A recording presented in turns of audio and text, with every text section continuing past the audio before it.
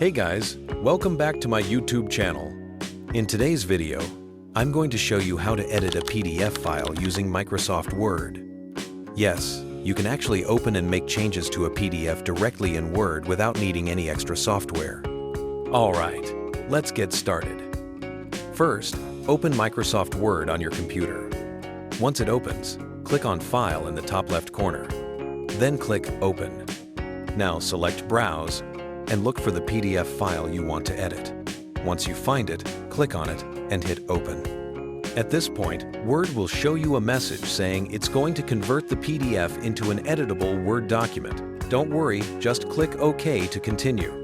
Now the PDF opens up inside Word, and you can edit the text, change images, add or remove content, just like you would in a normal Word document. Once you're done editing, go to File, Save As, and choose whether to save it as a Word document or convert it back to a PDF. It's totally up to you. And that's it. You've just learned how to edit a PDF file using Microsoft Word. If you found this video helpful, please give it a thumbs up and don't forget to subscribe for more easy tech tutorials.